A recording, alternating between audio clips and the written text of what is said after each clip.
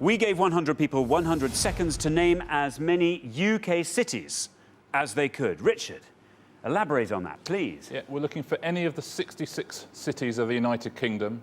There's two ways you can become a city. The most common one is to be granted city status by the sovereign. That's the usual one. You can also, in a very small number of cases, be a city through ancient prescriptive usage, which is the first pointless fact you're getting today. Wow. Ancient prescriptive usage. So city, the whole thing about cities having a university or a cathedral, that's nonsense, isn't it? Absolute nonsense, yeah. It has to be granted city status by... I mean, most of them do, but you have to be granted city status by the sovereign. By the sovereign. Right, Craig and Zaf, before the show you all drew lots, and it turns out that you will be starting us off. Craig, what's it going to be? Well, I've been racking my brains, Uh-huh. and I'm thinking that I'm going to say Chester. Chester.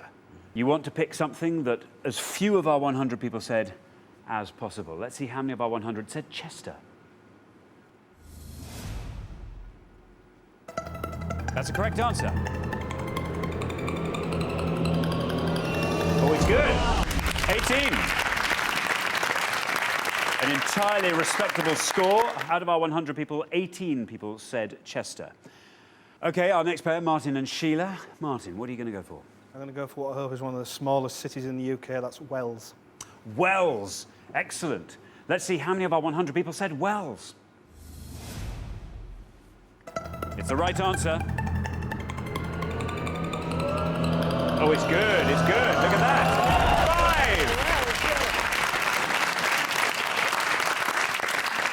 5! That means 5 of our 100 people said Wells. You've scored 5. On to our next pair. Catherine and Ben, we are looking for UK cities. Right, well, I'm thinking of a really small city in Wales. I think it's the smallest city in Wales. St David's. St David's? Excellent. Let's see how many of our 100 people said St David's. It's good. Down it goes. It's good. It's very good. Oh! That means that 4 of our 100 people said St David's. Richard, St David's, that was a good one. Yeah, absolutely. The smallest city in the United Kingdom. Great answer. Great answer. Spectacular. So we've had Wells, we've had St David's. What else can we have? On to George and Andy. George. Believe it or not, my first 2 have gone. Oh, no. So, plan C. I think I'll go for the Canaries, Norwich. Very good. On the ball city. Let's see how many of our 100 people went with Norwich. It's good. It's good, 26.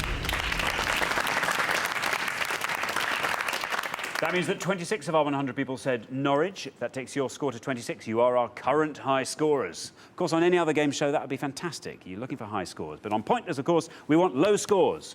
Tracy and Steve. Tracy, we are looking for UK cities. What are you going to say? Well, I am actually going to go from where we're both from and where I was born. Lisbon has just been granted city status about maybe 2 or 3 years ago, I think. Oh, well, that could be fantastic. Lisbon. Let's see how Lisbon in County Antrim fares. It's good. Oh, it's very good.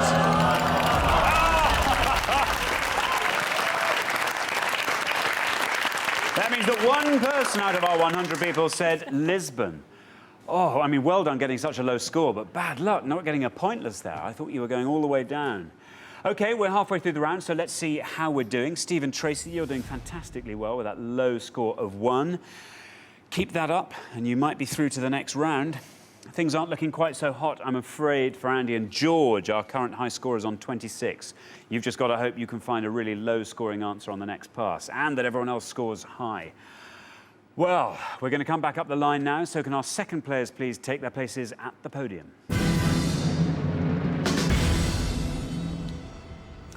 OK, Steve, your turn. See if you can do even better than that low score from Tracy. I'm going to go with another city in Northern Ireland, Newry. Very good. Newry. OK, this line here is your safety line. If you go above this, then you will be the pair with the highest score and therefore in danger. But if you get anything below that line, then you are definitely through to the next round. Let's see how many of our 100 people said Newry. It's the right answer.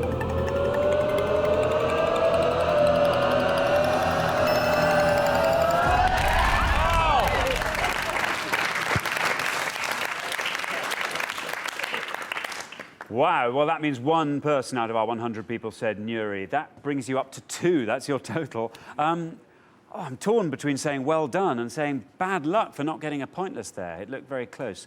Well done. Anyhow, on to our next pair, Andy and George. Well, so many great answers. We're looking for a no city, real pressure remember? here. A city in the UK. I'm going to go for Chesterfield. Chesterfield. OK, remember, you are the current high scorers. You've got to hope that this is a wonderfully low-scoring answer for you. Let's see. How many of our 100 people said Chesterfield? If it's incorrect, of course. Oh, dear. Unfortunately, that is an incorrect answer. That means you score the maximum possible of 100 points. That takes your total up to 126. Now, of course, all the other remaining pairs have scored so low that even if they scored the maximum of 100 points, they still wouldn't overtake you. So you will, I'm afraid, be eliminated at the end of this round.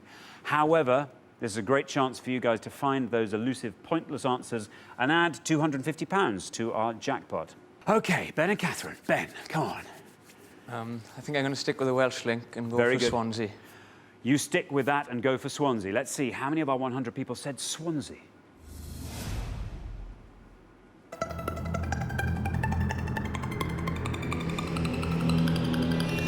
Good.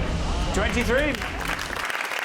That means 23 of our 100 people said Swansea, and that takes your score to 27.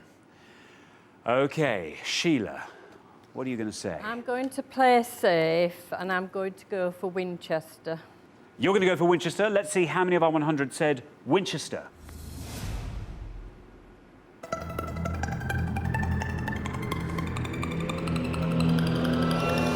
Not bad at all. Look at that. Oh, 7. That means 7 of our 100 people said Winchester. That takes your score up to 12. Now, Zaf, come on, you're safe. You're safe. Even if you completely get this wrong, you're safe and you're through to the next round. Why not take a punt? We are looking for UK cities. I'm going to try Aberdeen. Aberdeen, very good. Let's see how many of our 100 people said Aberdeen. That's a correct answer. Not bad. 17. That means 17 of our 100 people said Aberdeen, and that brings your total up to 35. So that's the end of round 1, and the losing pair with an appallingly high score are Andy and George. Bad luck, guys. So it was your first time on the show. What did you think when you saw that question come up? Do you think this was easy, or were you thinking, oh, no? I was quite confident. Unfortunately, the two I'd got on my mind went first and second. Oh, dear. And that throws you a bit. Yeah, I imagine it does happen. Did you feel a bit let down by Andy's answer there, George? I'm never let down by Andy. No, very good. Quite right. We will see you again tomorrow, so don't worry. You haven't blown your last chance on the show. Richard, what answers should they have gone for if they'd wanted to stay in? These are the answers that none of our 100 people could remember. There were 5 pointless answers in all. Tracy and Steve, you gave us Newry and Lisburn. If you'd said Armagh, that would have been a pointless answer. Equally, we got 2 Welsh cities from Ben and Catherine. There were 2 other Welsh cities, Bangor and Newport, would have been pointless answers. And the only other 2, you got Ripon, which would have been pointless, and City of Westminster counts as a city. That was also a pointless answer. No one knew that. Top 3, guys, do you want to have a go at the top 3? What do you imagine the top 3 were, Andy and George? Well, I would say definitely London, probably top. Yeah, London number 1 with 97. Manchester? Manchester number 2 for a clean sweep. Liverpool. Oh, so close, that was 4. Birmingham. Is it? Birmingham is exactly right. Yes. Birmingham was number 3. OK, well, thanks very much, Richard. OK, Andy and George, remember, everyone gets 2 chances to reach our pointless final. So we'll see you again next time for your final chance. Thanks so much for playing. You've been fantastic. We gave 100 people 100 seconds to name as many of the busiest airports in the UK as they could. Busiest airports in the UK, Richard? Yeah, we're looking for any of the 20 busiest airports in the UK. In 2009, they all had passenger numbers in their terminals of over 1.5 million. Of course, we all know some of the bigger airports, but what are those more obscure ones in the top 20 busiest airports? Right, now, Adam and Simon, you all drew lots before the show, and you get to go first this afternoon. So, Adam, airports. Yes. We're looking for an obscure airport out of the top 20 airports in Britain. I'm going to go for one in East Anglia, and I'm going to go for Norwich. Norwich. I happen to know they fly an express service from Norwich to Amsterdam. I don't know why. Norwich. You're hoping to score as few points as possible with Norwich. Let's see if it's right. Let's see if it made it into the top 20, but is obscure enough to score you low. Oh! Bad luck. I mean, that's wrong for all the right reasons. Bad luck, though, that is incorrect. It scores you the maximum of 100 points. Richard. Yeah, too small, I'm afraid. Not anywhere near that top 20. More flights to Amsterdam, they might make the grade. It has less than 500,000 passengers, so it's a long way off the list we're looking for. OK, now, James, airports. This, I can't help thinking, is something you might know. Why? You just have that look of someone, James. Thank you. Who might know. What line of business are you in, James? I'm a director of a timber merchant business. You see? Yeah, there you go. You've got and it. you got find it a lot in of timber flying. What are you going to say, James? I'm going to go for Stansted. Stansted. Yep. OK. We are looking for busiest airports in the UK. And you are saying Stansted. Let's see if it's right. Let's see how many people said it. Stansted. It's right.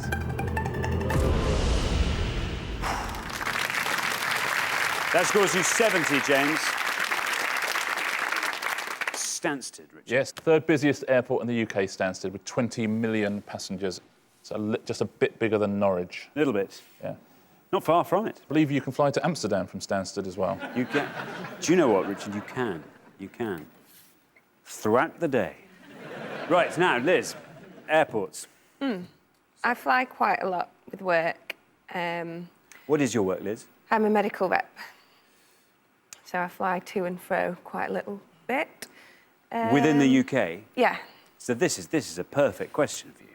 Well, I think back to a few months ago when we went to Wales for a conference, and I seem to remember that there weren't many flights going into Cardiff, but quite a few people flew into Bristol.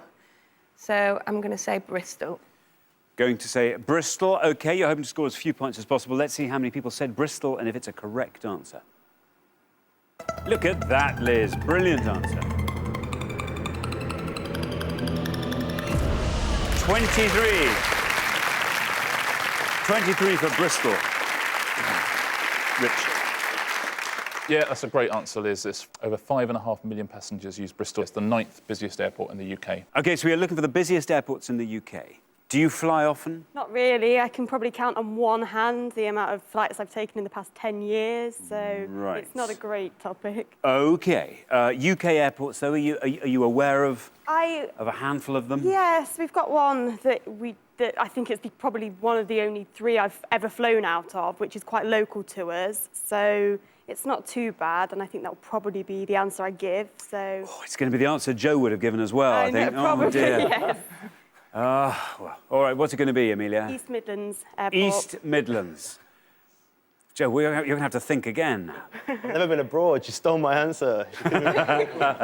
East Midlands. OK, you're hoping to score as few points as possible with East Midlands. Let's see if it's correct. And if it is, let's see how many people said it. East Midlands. It's right, Amelia. 32. East Midlands scores you 32. Rich. Yeah, well played, Amelia. Very much looking forward to hearing what Joe has got to say next now. That should be fun. East Midlands Airport, it's up in the East Midlands. OK, well, we're halfway through the round, so let's take a look at the scores as they stand. Well, it's been a high-scoring round, particularly for Adam and Simon. James and Karen, 70. Pretty high. Karen, you've got a bit of a mountain to climb in the next pass. Liz and Becky, fabulous low score there. Amelia and Joe, not too bad on 32. Right, we're going to come back down the line. Can the second players please take their places at the podium? Right, now, Joe, you were on 32. If you can say something that scores 67 or less, you're through to the next round. I'm going to have to say Luton. There's a couple of big ones, but I think Luton's the only one I can think of apart from the big obvious one. So Luton, please. OK, well, we are looking for the busiest airports in the UK. Joe is saying Luton. There's your red line. If Luton gets you below that red line, you are through to the next round. Let's see if it's right and how many people said it. It's right. It's good enough. 62, look at that. Very good. That gives you a total of 94. Yeah, another big score. Lots of big scores here. It's the fifth busiest airport in the UK. OK, so we are looking for the busiest airports in the UK. Now then, Becky, 23 you are. Yes. 76 is all you have to score. I've got one in mind that I've flown from a few times, so I'm gonna go for that one. OK. Which is Liverpool, John Lennon. Liverpool, John Lennon. OK, Liverpool, John Lennon. Simon, don't tell me that was your... Going fast, they are. Dear, dear. You're just going to have to make one up. OK, Liverpool, John Lennon. There is your red line, Becky. If Liverpool, John Lennon is right and gets you below that red line, you are definitely in the next round. Let's see how many people said Liverpool, John Lennon, if it's a right answer. It's right. And you're through. 39. Very impressive score. Gives you a total of 62. Richard. Yep, very good answer. Very well played by both of you. Liverpool, John Lennon. It was opened in 1933 and renamed in 2002. They've got a big bronze statue of... that's one of the Beatles. One of the Beatles there. I think maybe Ringo. Yeah. OK, Becky, very good answer. Well done. Through to the next round. OK, this is where the gloves come off. Karen, you are on 70. You have to score 29 or less to be sure of a place in the next round. This could be really embarrassing if I get this wrong. Have you got any ideas? Have you had lots of ideas that other people have nicked? Yeah, my dad's a retired air traffic controller. You might have said. Nice. That's very good. So if I get this wrong, I'm never going to live it down. No, you're never I can think of an awful lot of airports, but whether they're in the top 20 is another matter. So I'm going to play safe, but something I think will be low scoring. Very good. But I think will be in the top 20. I'm going to go for Aberdeen. That is the daughter of an air traffic controller, isn't it? Speaking really is, isn't it? Aberdeen, she says. He'll be sitting at home now, twirling his military moustache. Twirling his military moustache, ignoring the voices on his headphones. Yeah. Aberdeen. There's your red line, Karen. Below that red line, you are definitely in the next round. Let's see if Aberdeen is correct. And if it is, let's see how many people said it. Well done, Karen. Brilliant answer.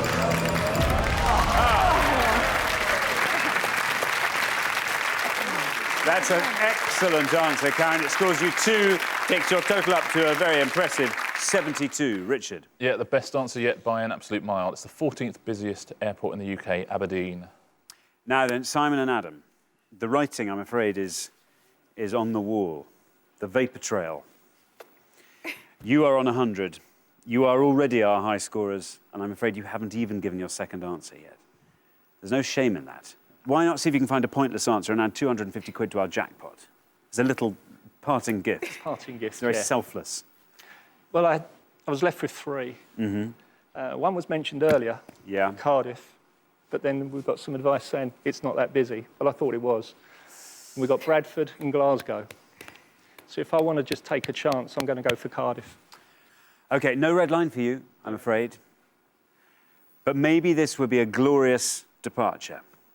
Or out in a blaze of glory. Right, Cardiff. Let's see if it's right. And if it is, let's see how many people said it. Cardiff. It's right.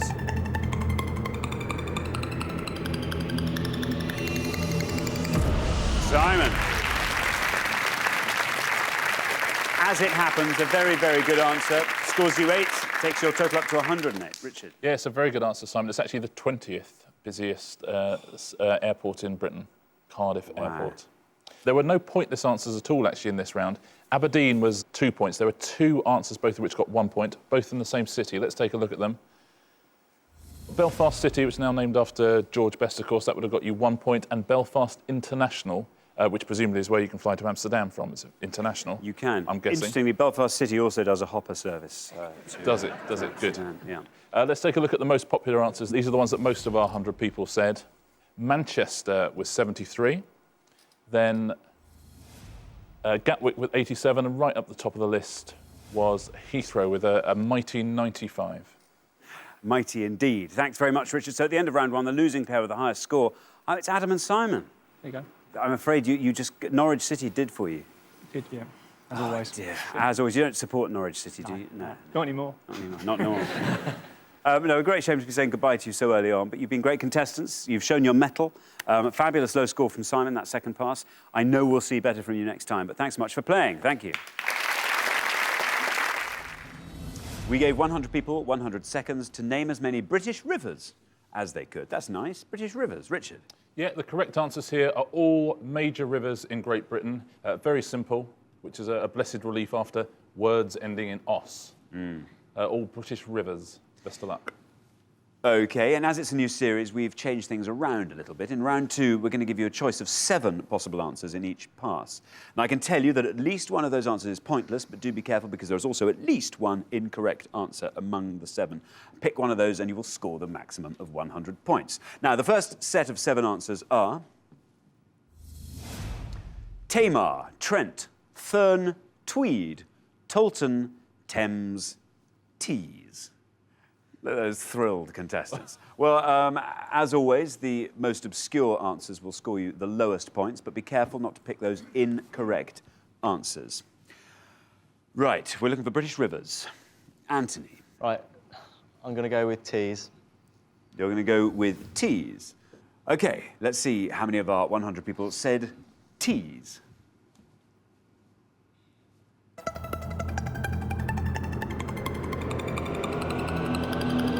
Down it goes, look at that. Fantastic, 12. Nice low score there, well done. 12, the Tees, Richard. Yeah, absolutely. Stockton on Tees up in the northeast. Middlesbrough is also on the Tees, isn't it? OK, thank you very much. Now, remember, there is at least one pointless answer in there, and there is also at least one incorrect answer. So, Dan, remember, we are looking for British rivers. Well, my British geography extends about as far north as Exeter, but being from Plymouth, I do know that the Tamar is a British river, so I don't think it's one that many people have said, so I'll go Tamar. Tamar, I like it. Let's see how many of our 100 people said Tamar.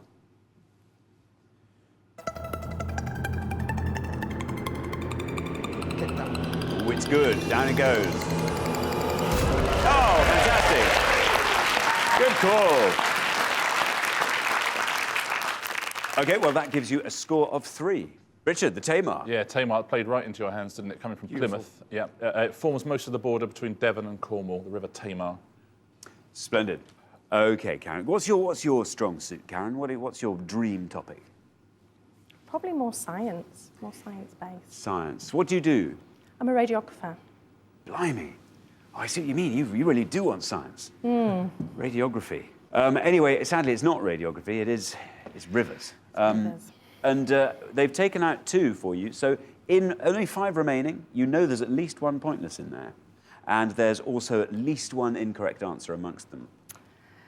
Do any of them stand out? I mean, obviously some do. Yeah. I know which ones are rivers, and there's 2 that I know I'm not so sure about. So what are you going to go for? I'll go for Tolton, please. You're going to go for Tolton. Good for you, Tolton, which could be our pointless river. Let's see how many of our 100 people said Tolton, and if it's a correct answer. Oh! Wouldn't you bloomin' know it? Thurn is going to be the river. These guys are so good, you've got to take the risk, haven't you? I'm afraid that scores you the maximum of 100 points. That's boring. She didn't want that. Yeah, that's unlucky. The Tolton, which it sounds like a little sort of lovely little Hampshire river, doesn't it? Meandering sort of through Andover or something, but it's in Chile. So I'm sure that's why I've heard of it. Yeah, exactly. Yeah, the River Tolton in Chile. Let's take a look at the other answers. Tolton was actually the only incorrect answer up there, so it's really, really bad luck.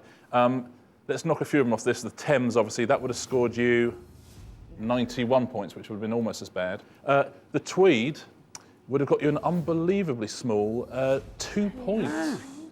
It's just about the best salmon river in the whole of Europe, just 2 points, River Tweed. The Trent, obviously, that's the third longest river in England, would have got you 32. And so obviously there's only one left, and that's the pointless answer. Very well done if you got this. If you did get it, I'm guessing you're from Norfolk, because that's where it is as well, the Thurn. OK, well, thanks very much, Richard. We're halfway through the round. Let's take a look at the scores. Ryan and Dan looking very strong there. Nice low score of 3. Looking particularly strong when set against Karen and Lawrence's high score of 100. Oh, dear.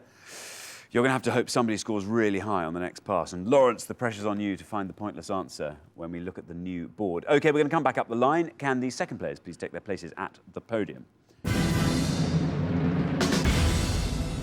OK, we're going to put 7 more answers on the board, and we are looking for British rivers. Here are your 7 options: Mersey, Clyde, Crouch, Murray, Churchill, Orwell, Severn. Again, I have to point out that at least one of those answers is pointless, and there's also at least one incorrect answer amongst them, so do avoid those. What's your geography like, Lawrence? Quite good, usually. Everything apart from rivers. I like countries. Yeah. I'm just going to remind you, you are the high scorers by quite a margin, so you are going to have to try and get the pointless answer if you're going to have any hope of staying in the game. I don't know. I've got to take a chance, and my chance is going to go with Orwell. Orwell. Well, that could be our pointless answer. Let's see how many of our 100 people said Orwell, and if it is a correct answer. It's correct. Oh, I have a good feeling about this. Oh! Very well done. 2 of our 100 people said Orwell. That means that you have a score of 102 in total. Richard, Orwell. Yeah, I'm guessing both of those people are from Ipswich. It flows through Suffolk, flows out into the sea at Felixstowe, the River Orwell. Very well done. Ryan, we're looking for British rivers, and you've got 6 left to choose from. Anything leaping out at you there? Not a strong subject for me, rivers. I'm going to have to try and play it safe, I think. You've only got 3. I mean, you have to score 98 or less to go through to the next round. Yeah, with that in mind, I'm going to go for Mersey. OK. There's your red line there, just underneath the pink. I think you'll probably get under that. Let's see how many of our 100 people said Mersey. Yeah, it's good enough.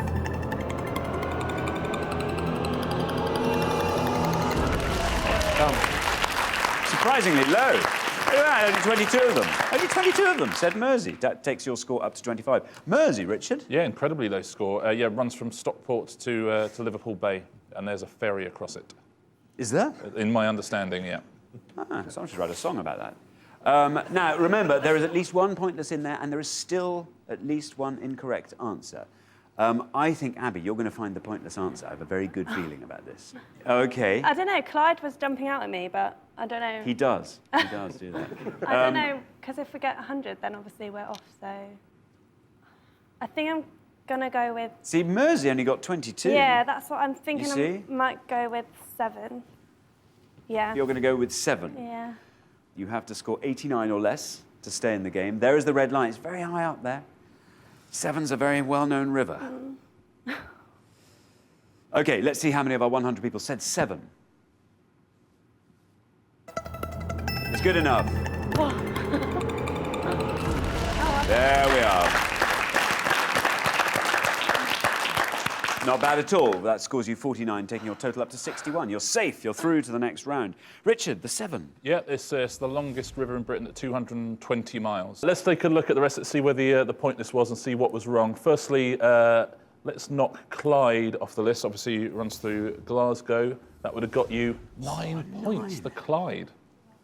OK, there's 3 left here. I can tell you 2 of these are incorrect answers, and 1 of them is pointless. The longest river in Australia is the Murray. So that would have got you 100 points. So between Crouch and Churchill, what do you think, Alexander? Between Crouch and Churchill? One of them is a river in Essex, one of them is a river in Canada. Well, Churchill's a river in Canada. Yeah, absolutely right. Churchill is a river in Canada, would have got you 100 points, which by process of elimination, and everyone in Essex will know this anyway, means the Crouch would have been a pointless and would have added £250 to the jackpot. Very good. Thanks very much, Richard. But at the end of round 2, the losing pair with the highest score, I'm afraid, is Karen and Lawrence. Bad luck. Chile? Who'd have thought? Yeah. But remember, everyone gets 2 chances to reach our pointless final, so we will see you again next time for your final chance. But thanks so much for playing. You've been fantastic. Thank you. UK postcodes and their areas. Richard, wow. Yeah. We should pause a little while, just in case if anyone's at home, if anyone's in the kitchen or something, you want to call them in. Because just say, look, they're doing UK postcodes. We're going to show you 6 postcodes on each pass. We've asked 100 people which towns belong to those postcodes. You have to tell us the town or the city that is the centre of that postcode area. And the more obscure answers are going to score you fewer points. If you give us an incorrect answer, though, you'll score 100 points. Thanks very much, Richard. So remember, we are looking for the towns or cities that are at the centre of these postcodes.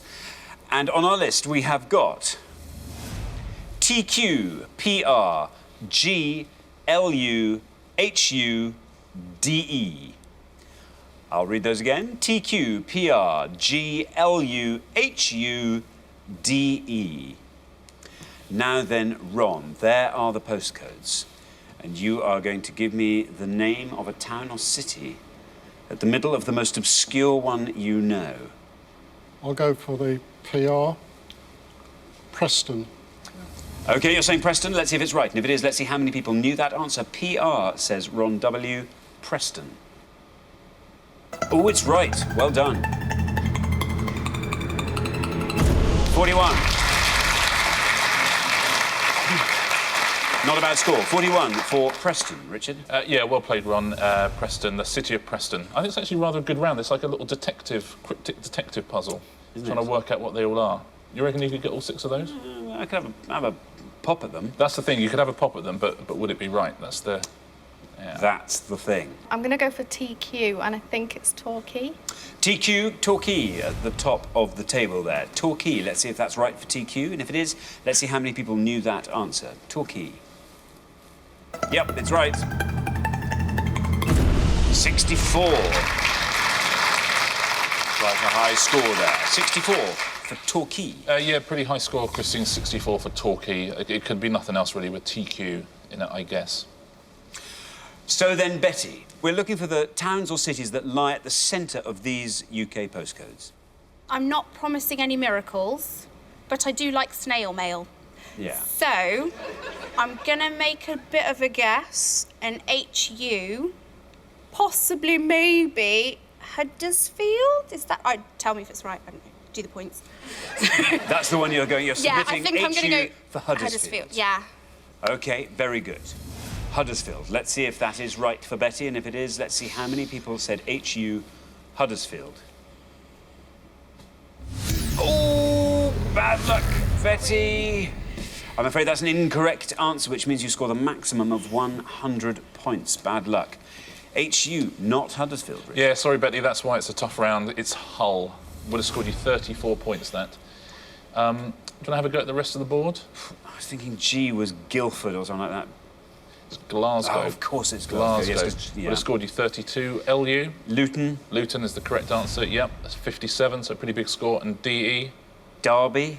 Derby is the right answer, yeah. Would have scored you 26. Derby is the best answer on the board, actually, so well done if you said that at home. OK, let's take a look at the scores. We're halfway through the round. Well now, Ron W and Lydia, 41. Who would have thought that was going to be the lowest score in this pass? But it is, so very well done. Then up to 64 for Christine and Ron S. And then Betty and Sophie. Oh! Sophie, I really hope you work for the post office in your spare time. Yeah, me too. OK, we're going to come back down the line. Can the second players please take their places at the podium? OK, we're going to put 6 more postcodes on the board, and here they are. We have got OX, FY, BT, IV, EX, and MK. I'll read those one more time. OX, FY, BT, IV, EX, MK. Now, remember, we are looking for the towns or cities that are at the centre of these postcodes, and obviously you're trying to find the one that the fewest of our 100 people knew. So, Sophie, you're the high scorers on 100 points. Yes. We need a low score from you if you're going to stay in the game. Right. I don't know any of them. Looking good. Yeah. Promising. I'm going to go for EX Exeter. EX Exeter, you are saying? Let's see if that's right, and if it is, let's see how many people said EX Exeter. Good luck. That's right. Ooh, it's a high score, I'm afraid, Sophie. 71.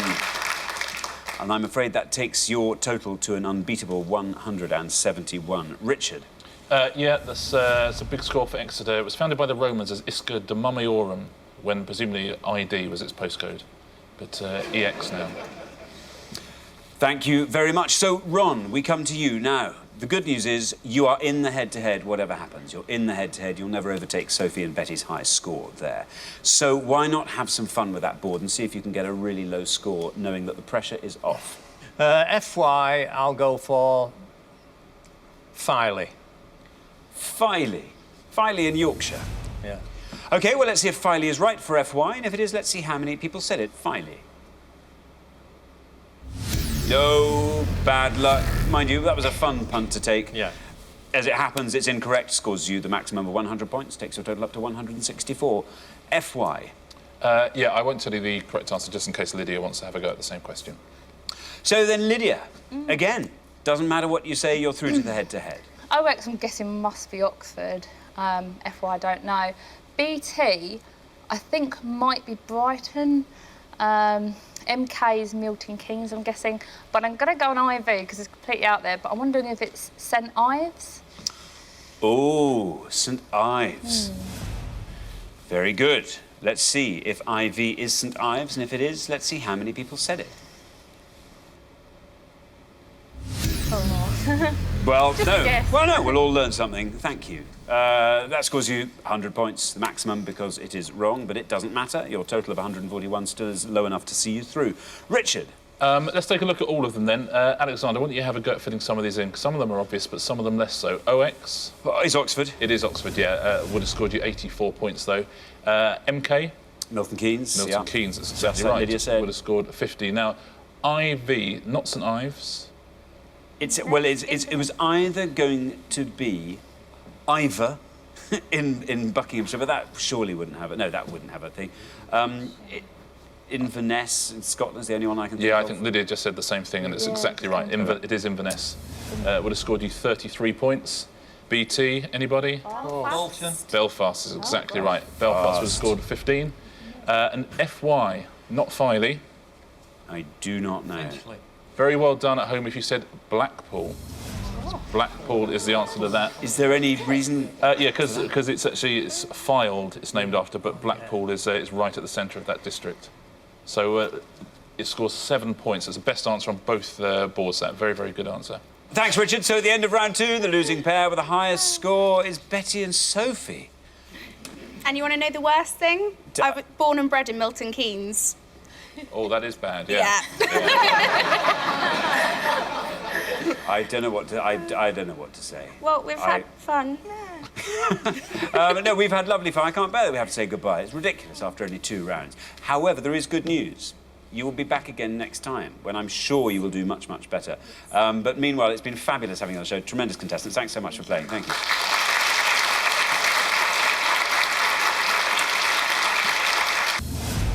Locations of British colleges and universities. Yeah, we're going to show you a list of colleges and universities. We asked 100 people in which UK town or city are all of these based. We're going to show you 6 on each pass. The more obscure answer is going to score you fewer points. If you give us an incorrect answer, though, you'll score 100 points. Now, remember, we are looking for the UK towns and cities in which these colleges or universities are located.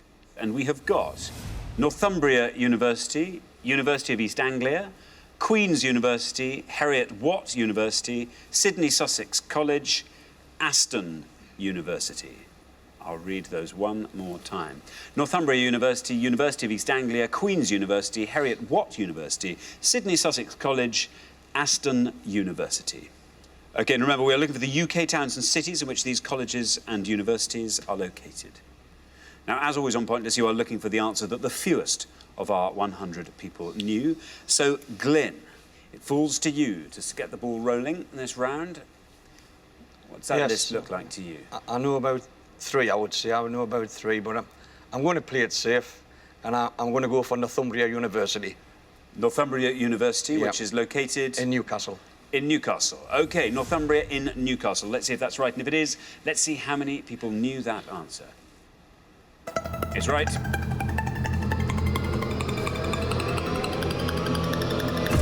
$24. Not a bad score, Glyn.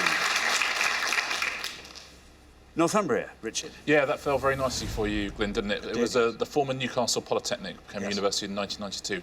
So, Anne, we come to you. Yes. There's only one that I know for sure, so I'm going to say that, and that's Aston University, which is Birmingham. Aston, Birmingham. Very good. Let's see if that's right. And if it is, let's see how many people knew that answer. Aston, Birmingham. It's right.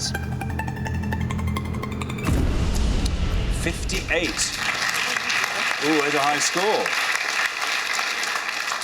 Aston, 58. Yeah, big score, but a correct answer. So now then, Sarah.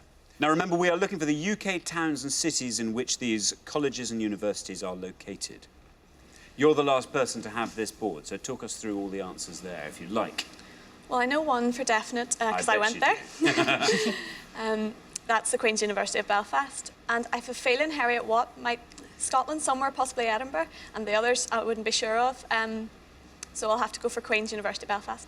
Queen's Belfast, you are saying. There it is, third down. Let's see if that's right, and if it is, let's see how many people knew that. Queen's University Belfast.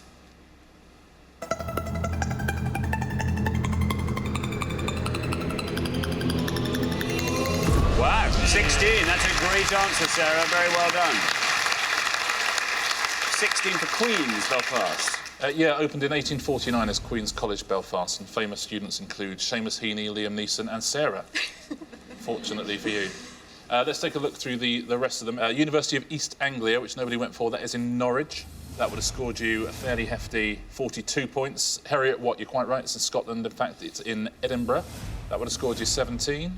And Sydney Sussex College, it's the best answer on the board, would have scored you just 8 points, and it's in Cambridge. Very well done if you said that at home. Sydney Sussex College, Cambridge. Thank you very much. Well, we're halfway through the round, so let's take a look at the scores as they stand. Queen's University Belfast stood you in excellent stead, Sarah, scoring you a lovely, impressive low 16. Then up to Glyn for Northumbria on 24. And then Anne, wow, that was an expensive Aston University. Who'd have known it was so well known? Well, Sue, you're going to have to pull it out of the bag in this next pass. Very best of luck with that. We're going to come back down the line. Can the second players please take their places at the podium? OK, we're going to put 6 more universities and colleges on the board, and here they are. We have got Somerville College, University of Surrey, University of the West of England, LSE, University of Wales Institute, Teesside University. I'll read those one more time. Somerville College, University of Surrey, University of the West of England, LSE, University of Wales Institute, Teesside University. Now remember, we are looking for the UK towns and cities in which these colleges and universities are located. And obviously you're trying to find the one that the fewest of our 100 people knew. James, you are the low scorers on 16. The high scorers are Sue and Anne on 58. If you can score 41 or less with your answer, you are through to the next round. Yeah, I was rather hoping Queen's might have come up on my pass, but it hasn't, obviously. And I can honestly say I'm not sure of any of them, but I can probably take a guess at a couple. And because I believe Middlesbrough is sometimes referred to as Teesside, I'm not even sure of that, but I think it maybe is. I'm going to have to say Teesside University, Middlesbrough. Teesside University, Middlesbrough. Well, I can't fault your reasoning at all. There is your red line. Below that red line, through to the head-to-head. Best of luck. Teesside, Middlesbrough, James is saying. Let's see if it's right. And if it is, let's see how many people said it. It's right. Very well done, James. And you're in the head-to-head. Look at that. 27 for Teesside. Brilliant. That takes your total up to 43. Richard. Yeah, very well played, James. The Tees flows through Middlesbrough, Teesside University, and very, very good partnership with your sister there. It's both rounds now, just solidly got through. So, Sue, now remember, we are looking for the UK towns and cities in which these colleges and universities are located. I can't risk guessing any of them because there's only one that I think is right, which is going to be high, but I'm going to say LSE in London. LSE London is what you are going to say. Let's see if that's right, and if it is, let's see how many people said LSE London. is correct. 55. Wow, it scored lower than Aston Birmingham. But that takes your total up to 113. Richard? Yeah, big score, but better than 100. Formed in 1895, the London School of Economics. Formed by members of the Fabian Society, including George Bernard Shaw. Thank you very much, Richard. Now then, Helen. The high scorers are Sue and Anne still on 113. If you can score 88 or less with your answer, you are through to the head-to-head. Now, talk us through the board, Helen. Well, the two that I knew have gone. This could be good news for Sue and Anne. And I'm not sure of any of the rest. I'll try the University of Wales Institute, Cardiff. Cardiff, University of Wales Institute, Cardiff, you are saying. Is that a guess? Yes, very much. Very much. Well, good luck with it. There's your red line. Below that red line, and University of Wales Institute in Cardiff has got you through to the head-to-head.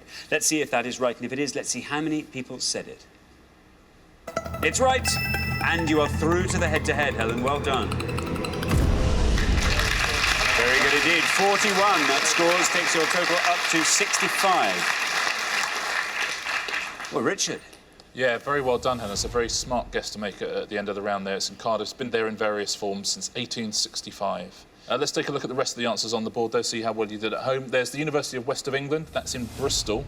Would have scored you 17 points. Somerville College is in Oxford.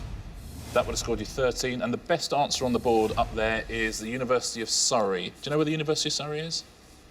Anyone want to hazard a guess? Guildford, exactly right. Would have scored you 8 points, though, so very well done if you got that. Thank you very much, Richard. So at the end of round two, the losing pair with the highest score, it's Sue and Anne. Oh, dear, oh, dear, oh, dear. Aston Birmingham. That was the most expensive answer you could have given. I thought that was going to be quite a low scorer for you. Never mind. Well, sorry to be having to say goodbye to you at this stage, but lovely to have had you on the show. Thanks so much for playing. We gave 100 people 100 seconds to name as many lines on the London tube map as they could. Richard, fill us in. Yeah, we're looking for any of the 13 named lines on a London tube map. That's the one you pick up at any London station. We're not looking for the London Connections map, which has all the sort of main lines that go up and down the country. One other thing I will say is we won't accept the East London line because it's currently inactive. OK, right. Terry and Laura. Lines on the London tube map. Terry. We're going to go for the Hammersmith and City. Hammersmith and City. Very good. Let's see how many of our 100 people said Hammersmith and City. It's correct. It's not bad. That means 30 of our 100 people said Hammersmith and City. That gives Terry and Laura a score of 30 to kick us off. Mina, a line on the London tube map. I'm going to go with the District line. Let's see how many of our 100 people said District line. Well, it's correct. That means 44 of our 100 people said the District line. That gives Mina and Deborah a score of 44. So on to our next pair, Mick and Martin. Mick, we are looking for lines on the London tube map. I'm actually going to go for a line that's not actually a line on the map. It's a circle. So I'm going to go for the circle line. Very good. Let's see how many of our 100 people said Circle line. It's correct. That means 59 of our 100 people said the Circle line. That makes Mick and Martin the current high scorers. OK, on to our final pair. Heather, what are you going to give me? I want a line on the London tube map. The more obscure, the better. I think I'm going to go for the Northern line. Very good, the Northern line. Let's see how many of our 100 people said Northern line.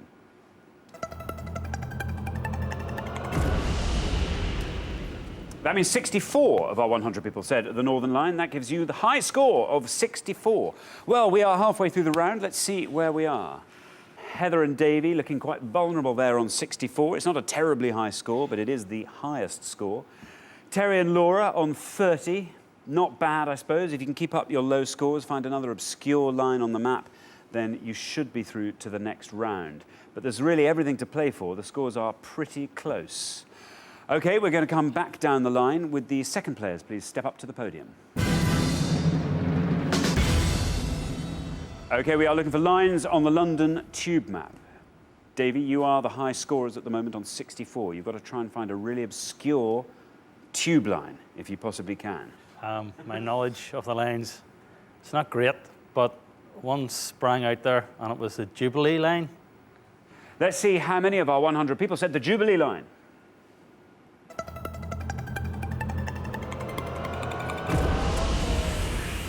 That means 52 of our 100 people said the Jubilee line. That brings your total up to 116. Martin, you are currently on 59. To avoid overtaking Davy and Heather on 116, you have to score 56 or less.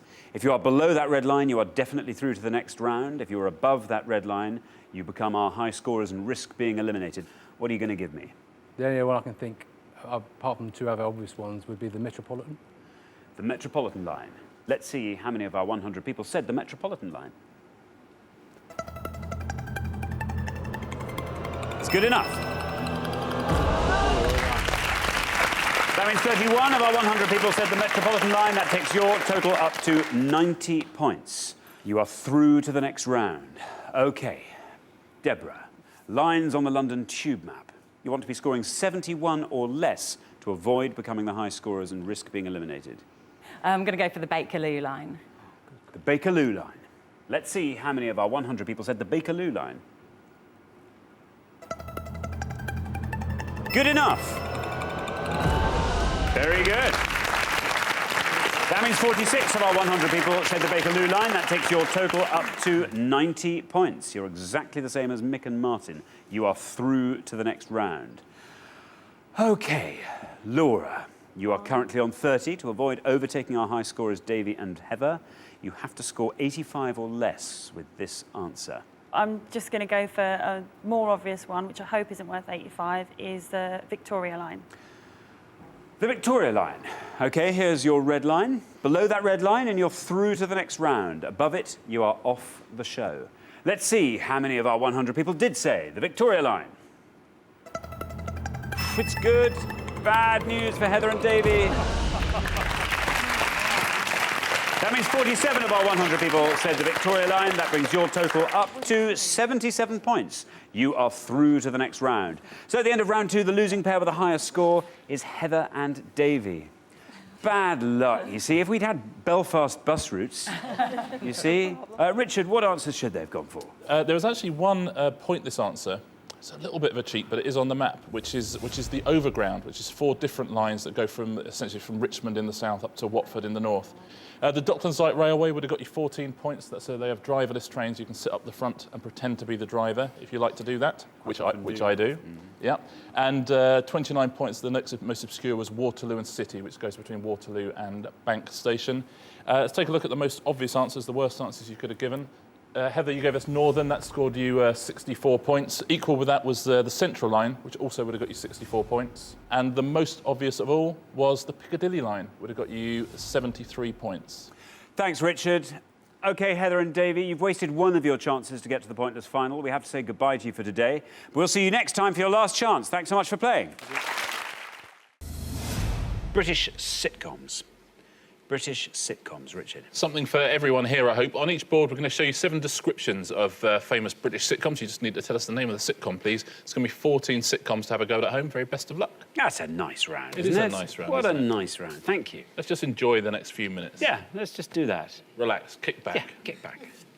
OK, so we are looking for the names of these sitcoms described by these clues. Here are our first board of 7. Susan is the manager of the Linton Travel Tavern. Gary Sparrow leads a double life after being transported to the 1940s. Wilmington-on-Sea is defended by Captain Mannering's platoon. Set in the canteen of HWD Components, The Ambroses run a barber shop in Peckham. Father and son live down Oil Drum Lane in Shepherd's Bush. And Torquay hotel owner Basil is constantly exasperated by Manuel. I'll read those all one last time. Susan is the manager of the Linton Travel Tavern. Gary Sparrow leads a double life after being transported to the 1940s. Wilmington-on-Sea is defended by Captain Mannering's platoon. Set in the canteen of HWD Components. The Ambroses run a barbershop in Peckham. Father and son live down Oil Drum Lane in Shepherd's Bush. And Torquay hotel owner Basil is constantly exasperated by Manuel. There we are. 7 British sitcoms. Helen, looks like you've just had an epiphany. Because I'm Australian, so I don't actually... Like, I've seen some British sitcoms. But hang on, we've seen everything on Australian television, haven't we? Pretty well, much. there's Neighbours, there's Home and Away, and... That's pretty much everything. Helen, welcome to the show. From Australia, how nice of you to come on this way. What do you do? I work for a fair trade coffee company. And what particularly do you do for them? I'm a sales manager, so I look after accounts in London. Very good. OK, now, Helen, what do you in your spare time? I play for my local football team, the Brixton Tigers. Excellent. Now, Helen, which of these caused that expression at the beginning? You suddenly went... I think that the middle one, I think it's Dinner Ladies. Dinner Ladies, set in the canteen of HWD Components. Let's see if Dinner Ladies is right. Let's see how many people said it. It's right. Very well done, Helen. 25. 25. Well played, Helen. Terrific series and terrific answer as well. They only made 16 episodes of that. Did they really? They should do more, shouldn't they? Surely. Victoria Wood, Julie Walters, Maxine Peake, isn't it? Celia Imrie, Yeah. Duncan Preston. Yeah. Yes, indeed. Now, Carolyn, welcome. Good to have you here. What do you do, Carolyn? I'm a research technician at a local university in nutrition. Fantastic. What do you do in your spare time, Carolyn? I'm a Newcastle United fan, unfortunately, and I like going to see them when I can. And I like the outdoors, and I'm a bit addicted to Latin America, so I like learning about Latin American history and culture and stuff like that. Have you been? Yeah, quite a few times Yeah. actually. Yeah, and I'd like to go back. OK, now, Carolyn, which of these takes your fancy? There's a couple that I think I know, but they're probably quite high scoring, so I'm going to have a bit of a gamble, I think. And I think Gary Sparrow was in Good Night, Sweetheart. Good Night, Sweetheart, says Carolyn. Let's see if that's right for Gary Sparrow. Let's see how many people said it. It's right. Well, 25 is our only score so far. Good Night, Sweetheart passes that. 14. Well done.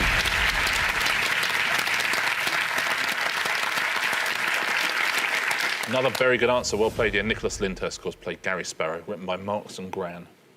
Thanks very much, Richard. Now, Leo. Leo, round 2 it was last time that we had to say goodbye to you and Mo with that big, big score. Remind us what you do, Leo. I'm a final year medical student at UCL. What do you get up to when you're not doing your... Well, I play football with Mo, but other than that, I enjoy watching Pointless. I have previously been on a advert for a popular cereal, but that's no longer showing, so I can't enjoy watching that anymore. How long ago was that? That was a few years ago. It ran for a while, every now and again. I'd spot it occasionally. So what age were you when you were I was 17, and I was eating the cereal in a rowing boat for about 6 hours that day with constant retakes, and I've never eaten this cereal again. Good stuff. OK, now listen. We still have 5 unanswered British sitcoms. Yeah, so there's a couple I think I know. I'm going to go for one, but I'm not quite sure it's the right title of it. But I'll go for it anyway. Alan Partridge. Alan Partridge, and which one? Series 1. No, but which of the... which of the... Susan is the manager of the Linton Travel Tavern. The Linton Travel Tavern. Alan Partridge, you're going to say. Let's see if that's right, and if it is, let's see how many people said it. I'm sorry, Leo. I'm afraid that's an incorrect answer. Scores you the maximum of 100 points. You're getting quite close to the 400 club. Yeah, sorry, Leo. I'll give the correct answer at the end of the pass. Thanks very much. Now, Simon, welcome to the show. Good to have you here. We know what you do. A firefighter. Where's your station? Park Royal, just near Wembley. And when you're not fighting fires, what do you get up to? Play a bit of football. Me and Steve play together, centre mid. I like writing. What do you write? Trying to write a children's book at the minute. I've sort of bagged an agent, so just going through the editoring process. Well, best of luck with that. Here's this board. Do you want to talk us through it and fill in all the blanks for us? Yeah, Dad's Army is the third one down. I don't know about the top one. I thought Alan Partridge was quite a good shot. But, the Ambroses run a barber shop, not too sure of. Father and son live down Oil Drum Lane. That could be Steptoe and Son. Torquay hotel owner Basil is Faulty Towers. Because of the last score, I think I'll go for Faulty Towers. OK, you'll go for Faulty Towers. Let's see if that's right. Let's see how many of our 100 people said Faulty Towers. It's right. 75. That is a high score. Yeah, that gives some hope to Mo and Leo there. I think you would have been better off going for either of your other answers, actually, because you're right about Dad's Army, but Dad's Army would have scored you 65 points. You're right about Steptoe and Son as well. Would have scored fewer points again, would have scored you 53. The other two are the best answers, though. The Ambroses run a barber shop in Desmond's. Don't know that one. No, Desmond. Would have scored you 9. And the top answer is simply I'm Alan Partridge, I'm afraid. Can't take Alan Partridge. I'm Alan Partridge. Would have scored you 6 points. Alan Partridge is obviously the main character in it, but that's really not the title of it, I'm afraid. Thanks very much indeed. Well, we're halfway through the round, so let's take a look at those scores. 14, Carolyn, very well done indeed. The best score of that pass, putting you and Conrad at the top of the table. Then up to 25, where we find Helen and Stephen, well done. 75, Simon and Steve. And then up to 100, Leo and Mo. I mean, you're not miles ahead, Mo. How good do you think you're going to be at this? Not particularly. OK, well, best of luck. We need a low score from you. Let's hope there's something on that board you like. We're going to come back down the line now. Can the second players please step up to the podium?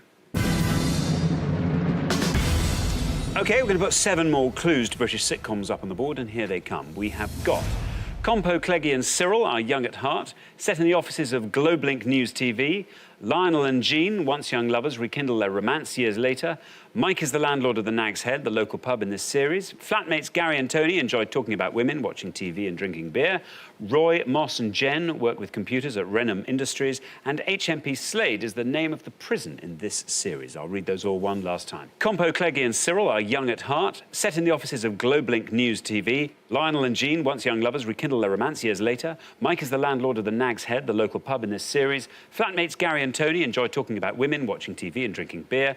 Roy, Moss and Jen work with computers at Renham Industries. And HMP Slade is the name of the prison in this series. OK, so Steve, you're going to try and find the lowest scoring one of those that you think you know. So Steve, firefighter as well, Yep. also in Park Royal. Yes. What else amuses you? After a 10-year absence, I've took up rugby again, to the Wow, that's brave. detriment of my body. Yeah, I was going to say. That's, yeah. What suddenly made you think that would be a good thing to do? Playing football, but yeah, now... Not quite physical enough? No, that's it. He's no good at football anymore either. All right. OK, so Steve, there you are. You're on 75. The high scores at this stage, Mo and Leo on 100. If you can score 24 or less, you'll avoid becoming our new high scorers. Last of the summer wine. OK.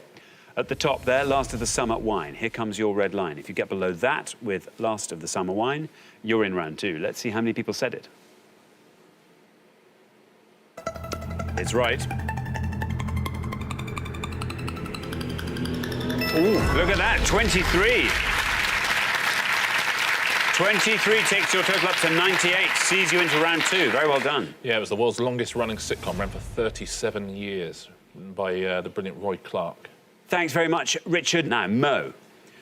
Mo, you're the high scorers. At this point, if you score 13 or less, then, you know, you're in with a shout should either of the 2 remaining pairs make a mistake. Yeah, not too sure about all of them, really. There's one where I'm torn between 2. Second from bottom, just working with computers, I'm going to go for the IT crowd. OK, the IT crowd. Let's see if that's right, the IT crowd. No red line for you, obviously, as you are the high scorers. How many people said the IT crowd? Hey, look at that. Well done, Mo. 20. You dodged the 400 club. 120 is your total. Good answer, Mo, written by the equally brilliant Graham Linehan. It's both my kids' favourite show ever. Really? Moss is their greatest comedy hero of all time. Now, Conrad, welcome to Pointless. Good to have you here. Hi, what do you Alexander. do, Conrad? Hi, Richard. Hi, Alexander. I'm a primary teacher in Newcastle, Newcastle upon Tyne. I teach year 3 mostly. Year 3. Are they lovely? Wonderful, yeah. It's a really wonderful job. I'd really recommend it for people who are a bit younger and maybe fancy, "Ooh, what will I do when I'm a bit older?" It's very fun, it's a bit mental, but enjoyable, certainly. I bet he's a great teacher, Conrad. I bet he is. First person ever to say hello to me when you talk to That's himself. nice. I got 2 hellos as well. Yeah, it's great, isn't it? Yeah, I'm up. It's good.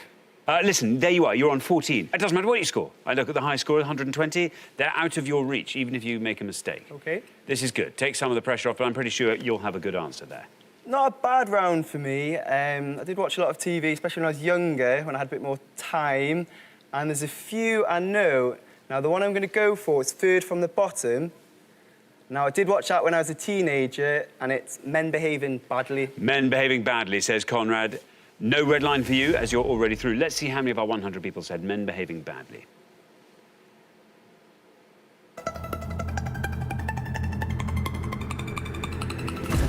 $44. Takes your total up to 58. Do you want to talk us through the board? I think HMP Slade was Porridge. The Nag's Head is Only Fools and Horses. I think Lionel and Jean were in a sitcom called As Time Goes By. But the one I'm going to go for is the Globelink News TV was Drop the Dead Donkey. Drop the Dead Donkey, says Stephen. There is your red line. Get below that red line with Drop the Dead Donkey and you are through to round 2. Let's see if it's right. Let's see how many people said it. It's right and you're through. Very well done.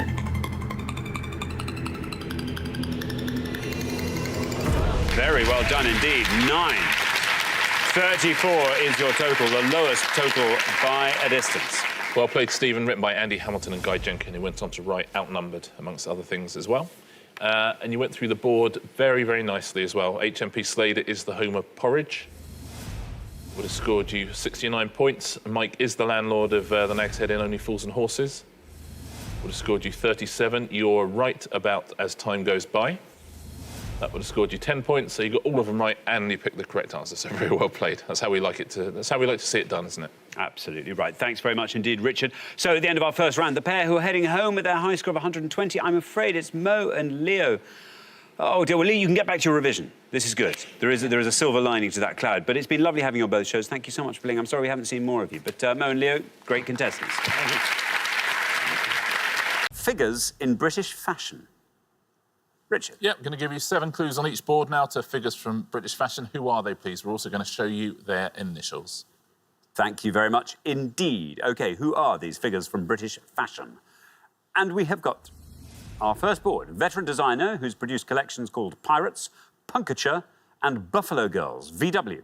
London-born activist named Model of the Year at the 2017 Fashion Awards, AA. Model, once dubbed the Face of 66, who acquired her single-word nickname because of her slender appearance, T. Manchester-born designer who was creative director of the Pucci fashion house from 2005 to 8, MW. Former pop star who marked the 10th anniversary of her fashion brand with a show at London Fashion Week in 2018, VB. Model who in 2010 became the first man to be nominated for the British Fashion Council's Model of the Year award, DG. And designer who opened his first shop in Nottingham in 1970 and was knighted in 2000. PS. There we are. Cara, welcome. Hello. Now, Cara, what are you going to go for on our board? I think I know a couple, but I'm going to play it safe.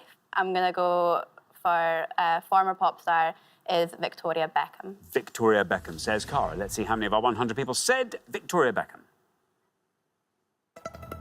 VB, very much Victoria Beckham. Down that goes 59. Not bad. I played Cara. I was in Stirling the other day. It's lovely, isn't it? It's nice, yeah. Yeah, what a nice place. Lovely place. Victoria Beckham, the only one of the Spice Girls not to have a solo #1, but very much the former member of the Spice Girls to make the most money since the Spice Girls. There you are. Very much so. Thank you very much indeed, Richard. Now then, Denny, what are you going to go for on the board behind me? As we are from Nottingham, I should probably go for that one. I think it's Paul Smith. I think it's Paul Smith too. Let's see if it is Paul Smith. How many of our 100 said it? It very much is Paul Smith. 59 is the only score we have, and you pass it. 31, very well done. Well played, Denny. Interesting, that, isn't it? If you were a branding expert of any sort whatsoever, you would say there's no way you're going to build a worldwide brand under the name Paul Smith. And yet he has. And yet. It goes to show, doesn't it? Goes to show. Got it. Yeah. Thank you. Now, Abdul, who are these figures from British fashion? Well, when it came up, there was only one that I knew on there. Well, I think I know. I don't know if it's correct or not. So I'm going to go for it. The top one, I think, is Vivienne Westwood. Vivienne Westwood for Buffalo Girls, Punkature, etc. Let's see how many of our 100 said Vivienne Westwood. It's right. 59 still the high score, and you pass it. Down you go to 46. Not bad at all, Abdul. Yeah, well done. She was born in Glossop. Now, Jason, welcome back. Talk us through the board. It's all yours. Oh, I would love to, but I'm going to struggle, I think. The London-born activist, I think her first name is Agnes, but I can't think of the second name. The model once dubbed the face of 66, I think, is Twiggy. The Manchester-born designer, I can't think of that one. And the model, I also can't think of that one either. I'm sorry. So it's going to have to be the Biggie with Twiggy. OK, Biggie with Twiggy. Let's see how many of our 100 people said Twiggy. 72. Not terrible. 72 for Twiggy. Let's fill in this board, shall we? The model who became the first man to be nominated? As David Gandy. David Gandy, yeah, no relation. He would have scored you 11. Well done if you said that. The Manchester-born I think designer. I know this one. Yep. Is it Matthew Williamson? It is Matthew Williamson, yep. Would have scored you 3. The best answer up there. I don't know. The London-born model. Oh, it's me. It's me. Alexander Armstrong, yes. Alexander Armstrong. Yeah. It's amazing. I couldn't believe it when you got named Model of the Year. Listen. I mean, first, show us the... I mean, it's catalogue Model of the Year. Yeah. Show us the pose that won you it. And you can see how he got it. And I forgot about your activism as well. Yeah. This is actually a different AA who also won Model of the Year. It's Adjua Aboa. Very well done if you said that at home. 1 point if you did. Thank you very much indeed. Well, we're halfway through the round. Our top scorers, Jason and Charlotte. Yeah, a little bit out in front there. Our low scorers, Denny and Joe. Nothing devastating. Charlotte, you can still make it happen. Best of luck with that. We're going to come back down the line now. Will the second players please step up to the podium? OK, we're going to put 7 more British fashion figures up on the board, and here they are. We have got designer who popularised short skirts and hot pants in the 1960s and was the subject of a 2019 exhibition at the V&A, MQ. Editor-in-chief of US Vogue for over 30 years, who was made a dame in 2017, AW. Daughter of one of the Beatles, who launched a 2019 clothing collection inspired by the film Yellow Submarine, SM. Designer appointed the first female artistic director of the Givenchy fashion house in 2017, CWK, model and former presenter of the TV show Pop World, who launched her own fashion label in 2016, AC, designer known for her flamboyant appearance and colourful hair, who founded her own fashion house in 1969, ZR, and couturier, who created the dress worn by Pippa Middleton for her wedding in 2017, GD. There we are. Charlotte. Hi. Now, Charlotte, there you are, high scorers on 72. What are you going to go for on our board here? I'm going to go for it. Yeah. And I'm going to go with the model and former presenter of the TV show Pop World, launched her own fashion label as Abby Clancy. Abby Clancy says, Charlotte, no red line viewers, you're the high scorers. How many people said Abby Clancy?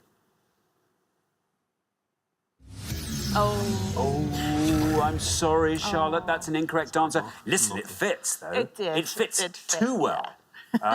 Scores you 100 points, takes your total up to 172. Yeah, the initials are perfect. I mean, couldn't be more perfect, but I'll give the correct answer at the end of the pass. OK. Thank you very much indeed. Now then, Anton, welcome to the show. You're through to the next round, partly because Abdul gave you, I have to say, an atypically low score in the first pass. But what are you going to go for? I was a little bit worried because I can't imagine any rounds worse than fashion for me, but I might know the daughter won the Beatles. Is it Stella McCartney? Let's find out. No red line for you. You're already through. Stella McCartney. It's right. There we are. 62. Very well done indeed. 108 is your total. Yes, she also created the kit for the London 2012 team as well, Stella McCartney. Thank you very much indeed, Richard. Now then, Joe, welcome back. What are you going to go for? So I would like to answer the editor-in-chief of US Vogue as Anna Wintour. Anna Winter. OK, let's see if that's right. Let's see how many of our 100 said it. No red line, you're already through. There we are. That's quite low. Look at that, 23 for Anna Winter. I think that is, in fact, our lowest score of the round so far. Well done, 54, your total. Now then, Craig, you're on 59. You're through to the next round as well. Doesn't matter what you say. Do you want to talk us through the board? Yeah, I think I know the top one is, I believe, Mary Quant, model and former presenter. Might be someone called Alexa Chung. The other ones I don't know at all, Okay. I don't think. I'm going to go with Mary Quant. Mary Quant. OK, Yeah. let's see how many of our 100 said Mary Quant. No red line, as I say, you're already through. Mary Quant's right. Down goes 48. Not bad at all, taking your total up to 107. Well played, Craig, and as soon as you said Alexa Chung, I think the penny dropped with Charlotte as well. You're quite right about her. She would have scored you 9 points. Let's fill in the rest of these, shall we? The first female artistic director of Givenchy, Claire White-Keller. She would have scored you 2. The designer known for a flamboyant Sandra appearance, Rhodes. Sandra Rhodes. She would have scored 35. And the couturier, you'll know the name. I do know the name. Giles Deacon. I don't know the name. Oh, OK. He would have scored you 5 points. Thank you very much indeed. Well, we're at the end of our first round. We have to say goodbye to our first pair, Charlotte and Jason. Oh, golden couple you were last time. Talk like Yoda, I do this time. I don't know why, but there we are. And this time, I'm afraid we've got to say goodbye to you. End of first round. I'm so sorry. Fashion let you down. I mean, only on the board, not in the flesh, of course. It's been lovely having you on the show. Thanks so much for playing, Charlotte and Jason. Thank you. We gave 100 people 100 seconds to name as many British cheeses as they could. In round 2, we're going to give you a choice of 7 possible answers in each pass. And I can tell you that at least one of those answers is pointless, but you have to be very careful because there's also at least one incorrect answer among the 7. Pick one of those and you'll score the maximum 100 points. Now, our first set of 7 answers are Caerphilly, Beaver, Dovedale, Stinking Bishop, Dunlop, Cheddar and Stilton. There's a few there that I recognise. There's a few that I don't, but I'd like to take a punt on. One in particular stands out, but it could be a Yes, one certainly blindingly does, obvious. Yeah.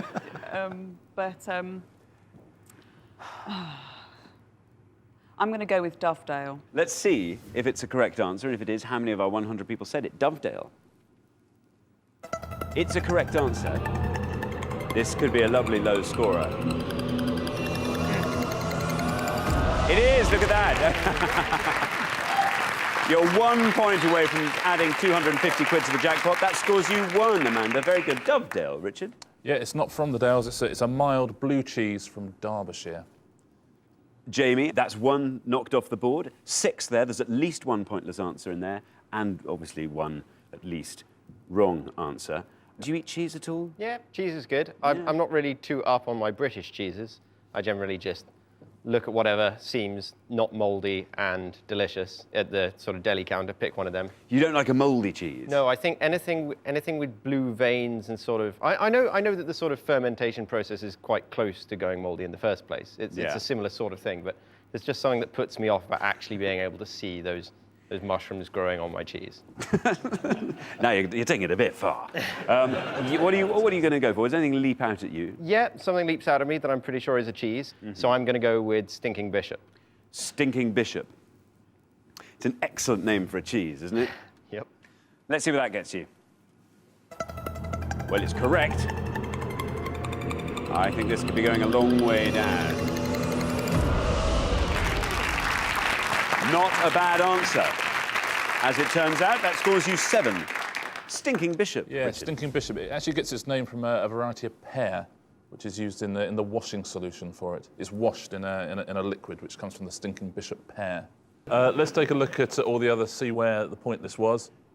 Nobody chose Carefully. That would have got you 13 points. Stilton, obviously, that's a British cheese, would have scored you 51. Cheddar, I suspect the most famous of all, that would have got you a whopping 88. So the pointless answer there, the one that nobody in 100 said, well done if you got this at home, was Dunlop. Dunlop is a vegetarian, unpasteurised hard cheese.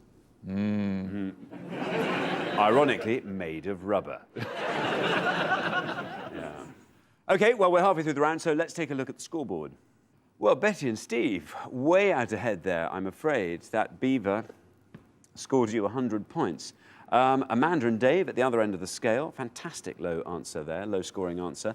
Right, let's come back down the line. Can the second players please take their places at the podium? OK, we're going to put 7 more answers on the board. We are looking for British cheeses, and here are your next 7 possibilities. Sussex Charmer, Double Gloucester, Filbert, Red Leicester, Derby, Lembas, and Beacon Blue. Steve, bit of an uphill battle here, I think. No pressure there. Yeah. Well, as ever, there is at least 1 pointless answer in there. And be careful, because there is at least 1 incorrect answer in there. Land on the incorrect one and you will add another 100 points to your total. There's a couple there I haven't heard of. It's all or nothing. I'm going to go for Lembas. I think that's the right attitude. You're way out in front. You either go out in style or you score a pointless and possibly then go out in style as well. Let's see if it's a correct answer, and if it is, how many of our 100 people said it? Well, you did it in style. You've gone out in style. Unfortunately, that is an incorrect answer and scores you another whopping 100 points. Richard, Lembas. Yeah, Lembas is a fictional bread made by the elves in Lord of the Rings. Michael, we are looking for a pointless answer. You scored fabulously low with 7. Jamie there with his stinking bishop. There is at least 1 pointless answer left on the board, and there could easily be another incorrect answer.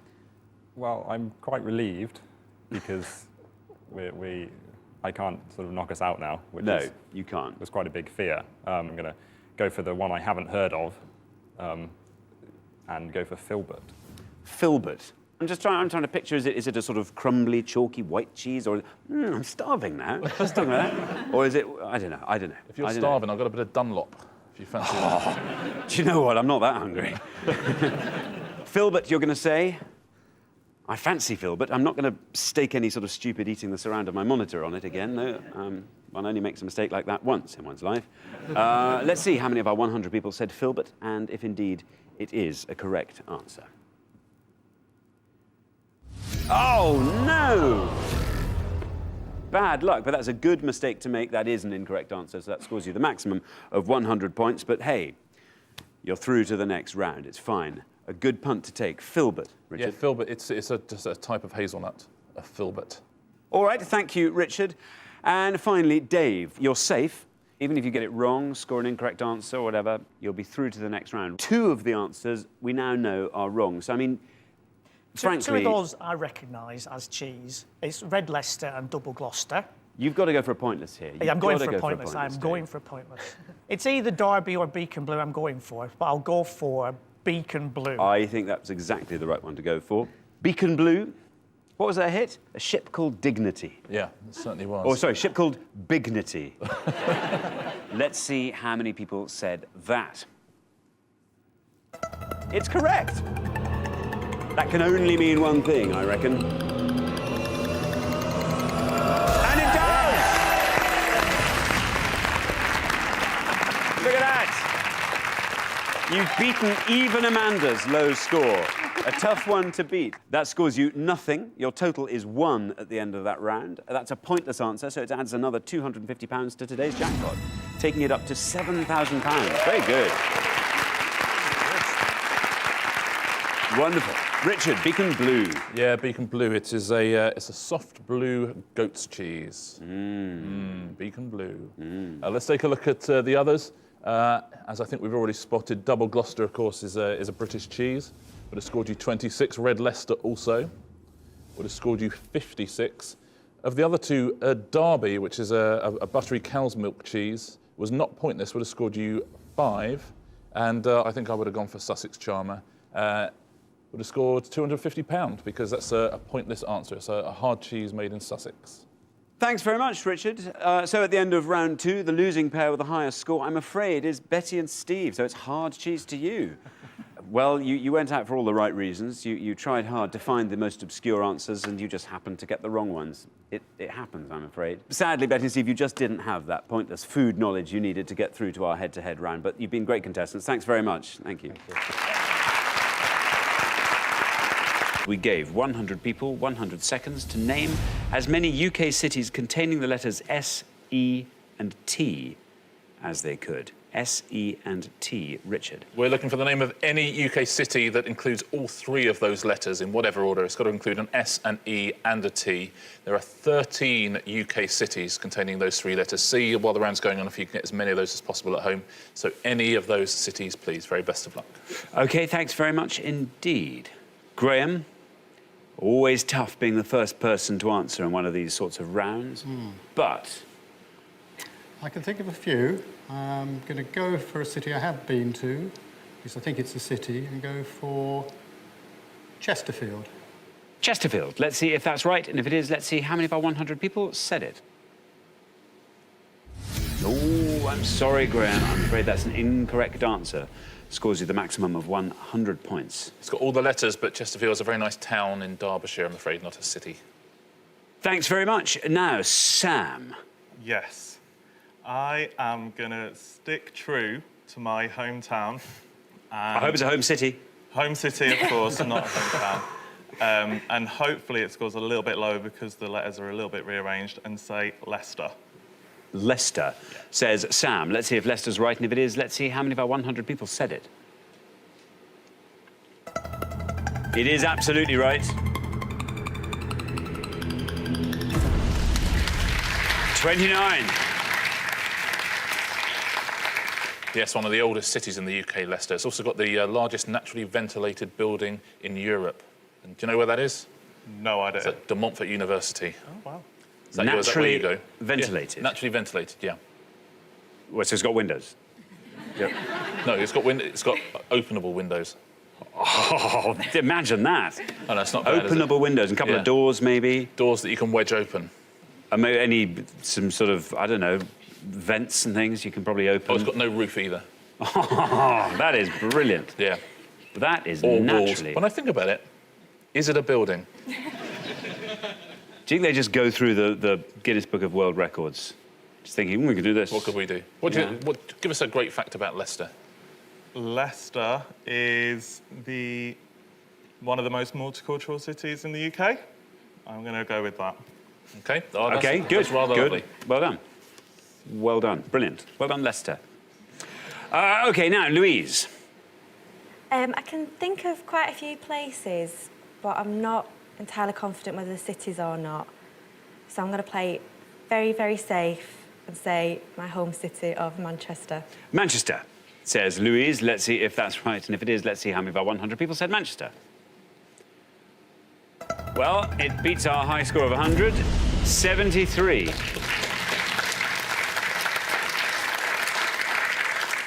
Literally everyone is just saying where they live. That's a very different quiz show, isn't it? Say, round one, where do you live? Round two, what's your mum's name? 29 was the best score of that pass. Very well done, Sam and Martin. Up to 73, where we find Louise and Fiona. Then up to 100, where we find Graham and Nicole. So, Nicole, it's in your hands, I would say. Yeah. Just get thinking of cities with S, E's and T's in them, and you'll be fine. Best of luck with that. We're going to come back down the line now. Can the second players please step up to the podium? OK, so, Fiona, UK cities containing the letters S, E and T.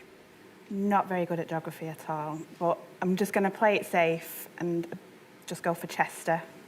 Chester, Yeah. says Fiona. Sounds good. There's your red line. If you can get below that, you are definitely in the head-to-head.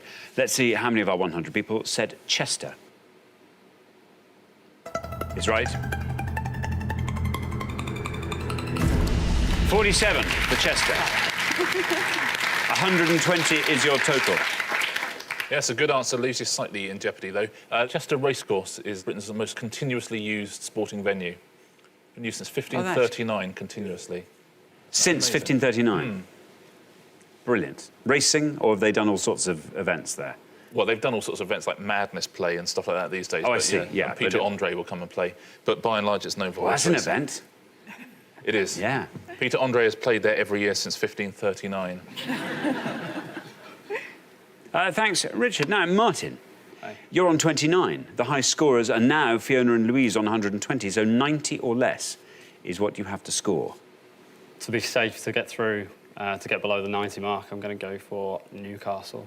Newcastle, says Martin. Let's see if that's right. Let's see how many of our 100 people said Newcastle. It's right, and you're through. Very well done. 37. 66 is your total, Martin. Well done. Yeah, Newcastle upon Tyne, of course. Thanks very much indeed, Richard. Now, OK, so, Nicole, the moment of truth. You have to score 19 or less. I think you can do that. I'm not so sure. I'm going to take another risk, and I think I'm going to go with Lancaster. Lancaster, says Nicole. There is your red line. Get below that with Lancaster. You are in the head-to-head.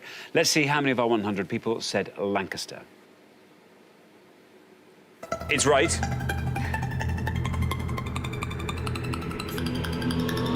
You've done it! Look at that! 9 for Lancaster. Very well done indeed. 109 is your total. You are in the head-to-head. That's brilliant, Nicole. Very well played. Yeah, it is a city of Lancaster. Actually, the city of Lancaster incorporates Lancaster. Also, Morecambe is in the city of Lancaster. It's one of those things. Let's take a look at all the answers. No pointless answers here at all, but as I say, there's 13 in all. The best 3 answers you could have had, Westminster would have scored you 3 points. You would have got 8 points for Stoke-on-Trent, for Chichester. You would have got 13 points for Gloucester. Would also have been a very good answer. You'd have got 14 for Winchester, Preston and Belfast. You'd have got 18 for Worcester. And then the top 3, we've heard all 3 of them, Newcastle upon Tyne, Chester and Manchester. And there are your 13. Thanks very much indeed, Richard. So at the end of our second round, the pair heading home with a high score of 120. I'm afraid, Fiona and Louise, it is you. Nothing wrong with either of your answers. Manchester, just a big high score there, as I think you suspected it might be. But listen, we will see you again next time. We'll look forward to that very much indeed. But in the meantime, thanks very much, Fiona and Louise. We gave 100 people 100 seconds to name as many players in the England FIFA World Cup squads in 2006, 2010 or 2014 as they could. That's players in the England FIFA World Cup squads in 2006, 2010 or 2014, Richard. Yeah, we're looking for the name of any man who was in any of those 3 23-man squads, please. Very, very best of luck. Thanks very much indeed. So, David, we come to you first. Welcome back to Pointless. Our low scorers when we came to the head-to-head round last time. Now, you told us last time that you divide your time between Spain and Gloucestershire. Yeah. So which months do you do Gloucestershire in? Well, we're always home in the English summer because it's nice and sunny here. Mm-hmm. That's in July, August and September. Oh, I like the way you start summer in July. Very nice. Go through to September. Well, it's very hot in Spain at that time. It's 50 degrees. I see, yes, you want to get away from that. You want to get away, yes. Yeah.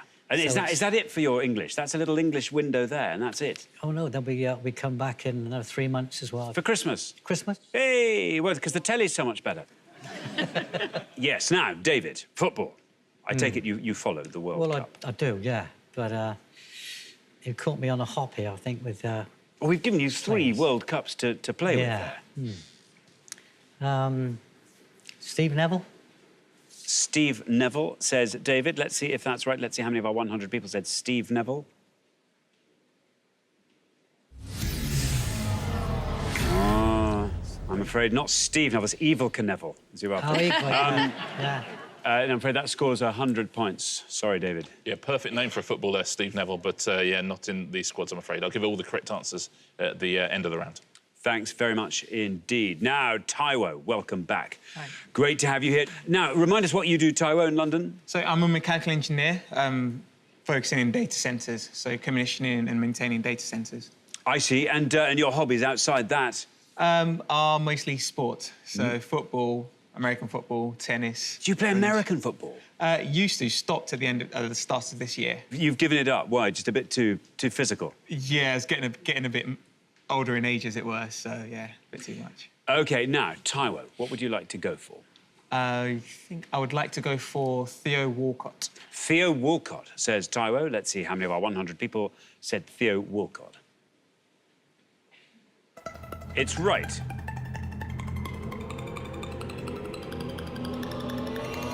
Good answer, Taiwo, 17 for Theo Walcott. Yeah, he was a surprise inclusion in the 2006 squad. Thank you very much indeed, Richard. Now then, Aled, welcome back. Thank you. Great. Will you just say Llanelli for me again? Llanelli. You see, that's a lesson in how we're meant to say it. Llanelli. Well, I am Welsh, so... Well, I know, but we should all make that... When we see a double L, it should be Llanelli. Hey, well done. Yeah. Llanelli. Oh, my mother-in-law's Welsh. I've got to get these things right. That's why I need the training now. Llanelli. Llanelli, yeah. Llanelli. Oh, I'm enjoying that now. Why don't you just do that for 45 minutes? We'll watch. OK, it's fine. So remind us what you do in Llanelli, Aled. I'm a caretaker in a Welsh school, I am. So you are. So you are. And when school's out, what's the first thing you like to get up to? Well, in the summer, I play a lot of cricket and I enjoy playing golf as well, so I'm quite sporty, so... And you play for a local team? Yeah, I play for my local team, Drefach. Oh, that sounds nice as well. I'm not going to attempt saying that. That's fabulous. Now, Aled. So remember, we're looking for England players from the 2006, 2010 and 2014 World Cups. What would you like to go for? Well, this is quite good for me, but I don't want to do a mistake like I did last time. So I think I'll go with Phil Jagielka. Phil Jagielka. OK, let's see how many of our 100 people said that. It's right. Well, 17 is our best score so far. And you pass it. Look at that, Jagielka down to 4. Very well done indeed, Aled. Excellent score there. Great answer, Aled. Well played, It's in the 2014 squad. Some commentators call him Jagielka now, but he'll always be Jagielka to me. Well, the best one is some people still say Jose Mourinho, and it's famously it's Jose. Really? So, yeah, it's a Portuguese Jose, yeah. I didn't know that. There we are. Thank you very much indeed, Richard. Now then, Pippa, welcome. Good to have you here from North London. You haven't had to come far at all. No, we travelled from Manchester. You've had to come far. What do you do, Pippa? I'm a student at the University of Manchester. What are you studying? I do American Studies. Now, that's fun. Is that politics or Politics, history and literature. That's the course that when I went to university, that's what I applied for. That's the one I wanted to do. American Studies? Yeah. You get a year out, don't you, where you go to America. There you go. I applied for that very course. There you go. So, on to the FIFA World Cup. Right, football's not my strongest subject, so this is a little bit of a risk, but I'm going to say Joe Hart. Joe Hart, yeah. Says Pippa. Joe Hart, sounds like a good answer to me. Let's see how many of our 100 people said Joe Hart. It's right. Well, 4's our lowest score. 29 when you go for Joe Hart. Not a bad score at all, Pippa. Well done. Well played, Pippa. Yes, a very good, safe answer, that is. He was in the 2010 and the 2014 squads. Thanks very much indeed. Richard, well, we're halfway through the round. Let's take a look at those scores. 4 was the best score of that pass. Aled, very well done. Aled and Steve looking pretty good at this point. Then up to 70, where we find Taiwo and Benga. Then up to 29, where we find Pippa and Sue.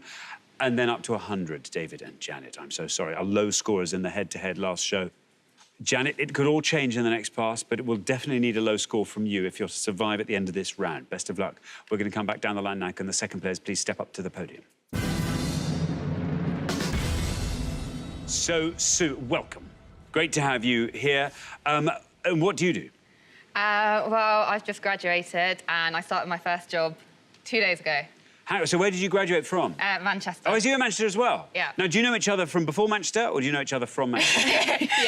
Yeah, we went to school together, but we didn't really like each other at school. Oh, that's nice. So all it took was a new backdrop. That's it, yeah. There we are. You realise, actually, Pippa was lovely. Yeah. There we are. Now, so, you graduated, what were you reading?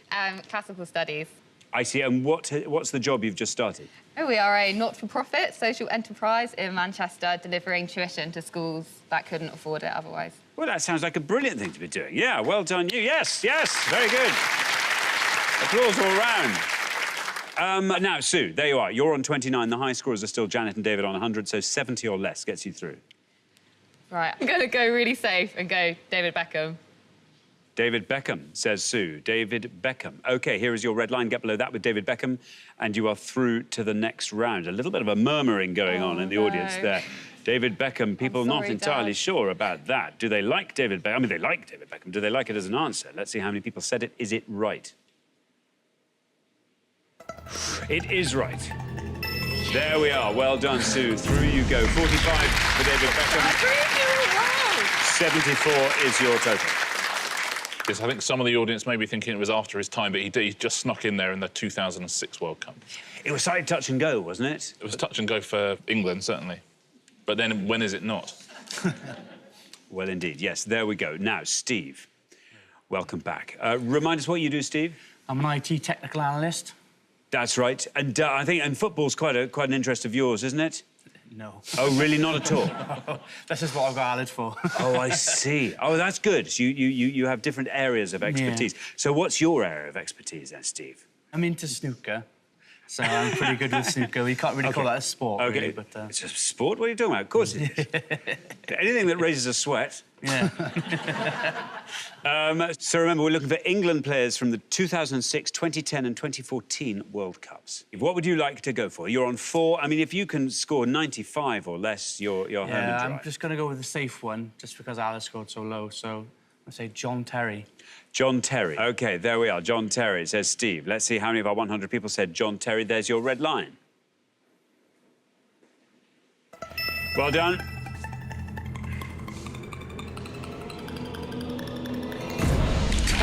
21. Nice low score for John Terry, taking your total up to 25. Very safely negotiated, Steve. Well done, yeah. He's in the 2006 and 2010 squads. Thanks very much, Richard. Now, Benga. Benga, welcome back. Remind us what you do, Benga. I'm a case analyst for the UK financial regulator. Which I thought sounded brilliant last time. Benga has now put me straight. Apparently not the most exciting thing in the world, but I'm sure you make it exciting. I try my best. And aside from that, you play a lot of sport. I do, yeah. So football should be, well, I say should be a good subject for me. But what other sports do you play? Do you play a bit of basketball? You've got a bit of despite the height, no. I used to when I was a bit younger, but I haven't played for quite some time. So football takes up most of my sporting time. OK, now, you're on 17. The high score is still Janet and David on 100. 82 or less gets you through. OK. Well, I thought I'd try and take a bit of a punt again. I believe Fraser Forster was in the Fraser Forster, yeah. Says Benga. Fraser Forster. OK, there's your red line. If you can get below that with Fraser Forster, you're through to the next round. Let's see how many of our 100 people said it.